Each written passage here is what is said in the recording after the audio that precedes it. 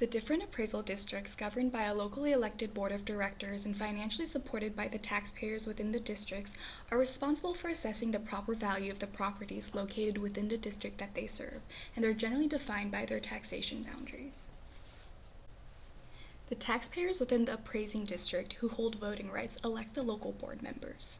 The board of directors is in charge of hiring the chief appraiser, appointing the members of the appraisal review board, and submitting a written plan for the reappraisal of the relevant properties within the district for even number years. Once the board appoints a chief appraiser, it forfeits the right to contract outside appraisers to perform the function of the chief appraiser. Once appointed, the board cannot contract out the chief appraiser's duties. The chief appraiser, who oversees most of the appraisal district's functions, executes the appraisal operations, manages the politics of the district, manages the ARB, and generally sets the direction for the appraisal district. The chief appraiser is responsible also for preparing a yearly operational budget for the district.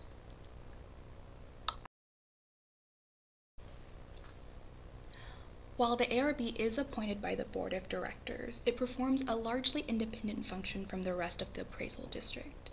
The purpose of the ARB is to settle conflicts between the appraisal district and the property owners regarding the taxation and value of the properties.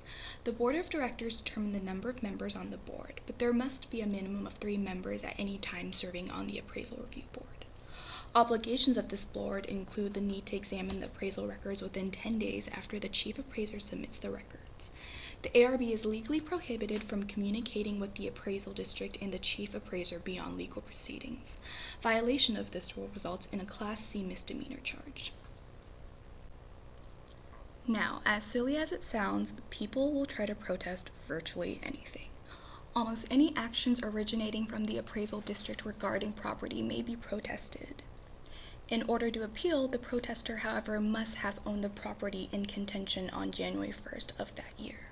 Otherwise, if the property was acquired after January 1st, or if it's leased and the lease contract is predicated on the present property value, then the current resident may only file a protest if the previous or rightful owner refuses to file.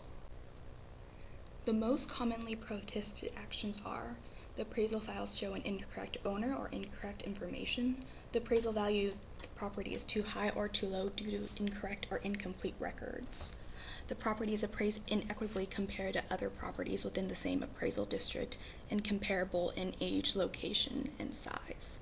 The property is denied an applicable exemption, the property is denied an agriculture appraisal, the property is given an agriculture appraisal when it shouldn't be, and the property is taxed with incorrect taxing units. The protest process begins with a timely filed written letter of protest. The protester must file their protest by the later of either May 31st or 30 days after the county appraisal office has mailed out the appraised value. However, if you're in Brazos County for some reason, the latest date is June 1st. Any value differences less than $1,000 will not require the district office to mail out a notice. However, most districts will still mail out a notice anyways. The only exception to these deadlines are if you're either in active military service or if you're an offshore worker. This written protest letter must be sent to the chief appraiser, and it must include the following things. First, the identity of the owner. Second, the identity of the property whose value or information is being protested.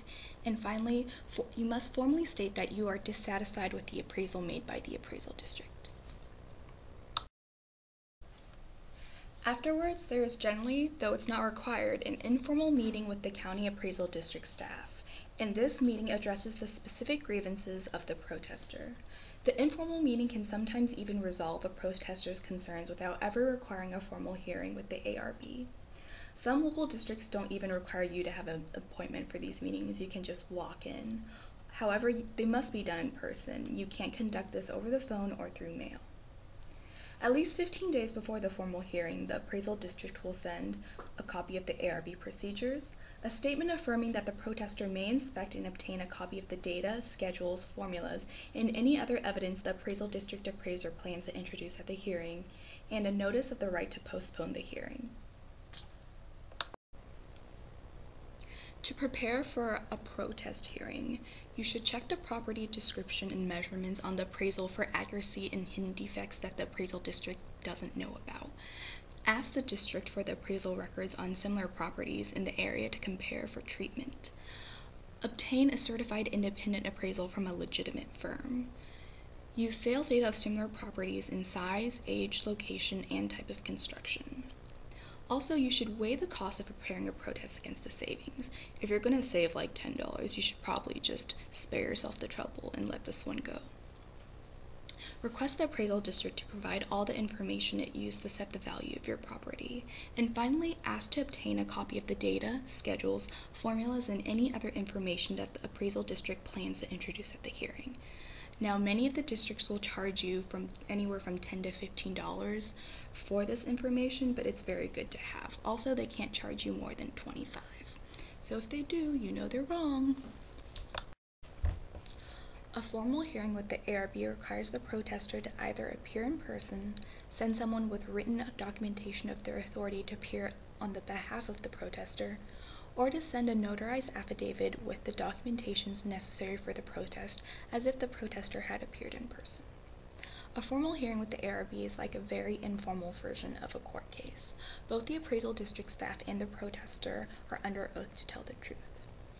Now, each district's ARB have their own sets of guidelines that they must follow. However, they generally follow the standards set by the State Controller's Office. The format of a formal hearing starts with introduction of the parties, the oath, and then proceeds with a brief evidentiary hearing from the protester and the appraisal district. Both the property owner and the appraiser sent on the behalf of the district must present their evidence.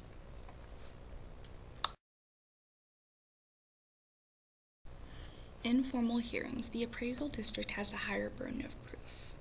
Now, the ARB will automatically rule in favor of the protester if one of two things occur.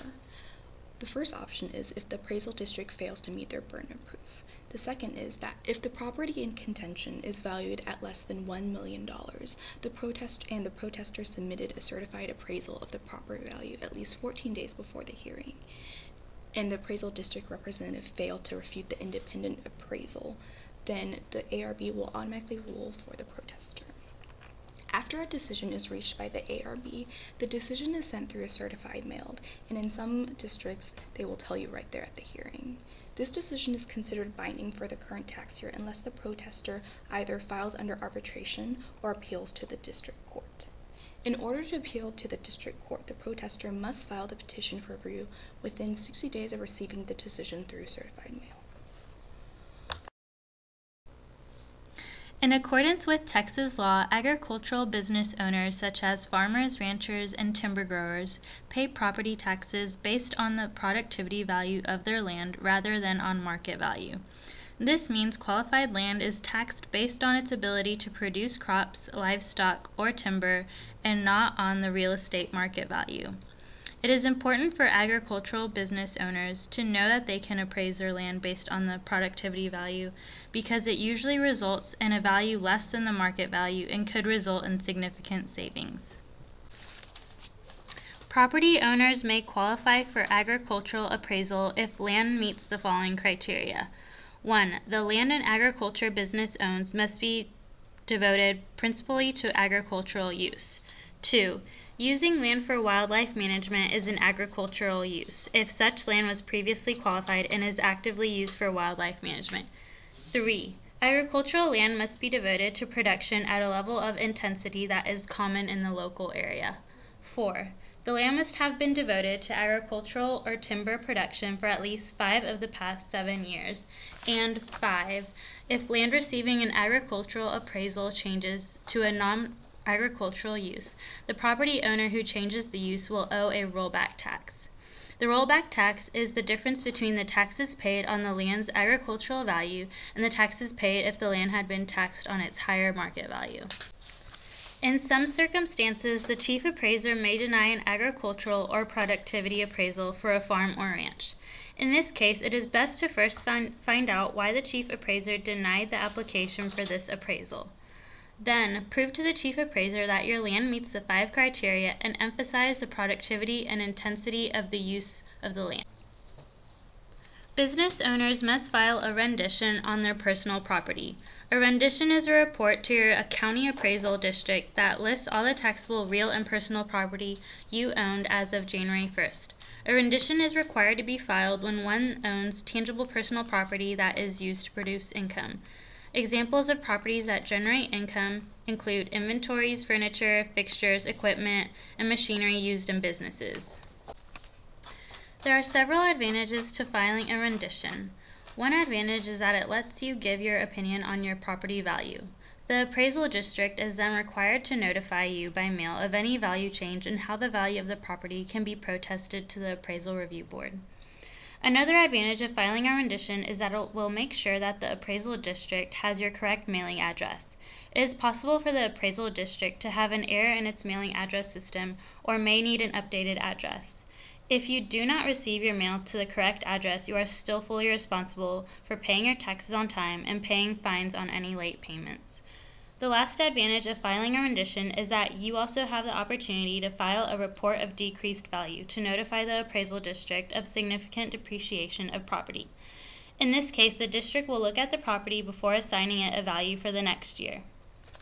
Overall, filing a rendition gives you, a business owner, a better chance to exercise your taxpayer rights. As a home, condominium, or mobile home owner, an individual may qualify to receive a homestead exemption. A homestead exemption lowers a home's taxable value. It must be proven that your home, condominium, or mobile home was owned and occupied as a primary residence on January 1st. A homestead exemption could result in a $15,000 exemption. In addition, if you are 65 or older or disabled, you may qualify for more exemptions. Once you have turned 65 or qualify for disability, you are eligible to apply for an exemption for up to 1 year after turning 65 or 1 year after the taxes are due. In order to qualify for a disability homestead exemption, you must provide a disability letter or other documentation under federal old age survivors and disability insurance. If the 65 or older exemption is claimed, then the disabled exemption may not be claimed and vice versa. When the application is approved, you will receive an additional $10,000 exemption for the year you turn 65 or qualify for disability and for subsequent years as long as you own a qualified home. If ever a chief appraiser denies a homestead exemption, you must provide factual information to the appraisal district that proves that the qualifications for each exemption are met. The appraised property value can significantly impact how much property taxes will need to be paid. As an entrepreneur, it is helpful to have knowledge about property taxes and how one could possibly save money on taxes. It is important for business owners to be aware of their rights to protest their property value if they do not agree with it. Along with protests, filing for a homestead exemption or applying for a productivity value appraisal for agricultural land will help save money on taxes. Filing for a rendition also benefits small business owners by allowing one to fully exercise taxpayer rights. To find more information about property taxes and how to protest, you can visit the Window on State Government's website at www.window.state.tx.us/taxinfo/proptax.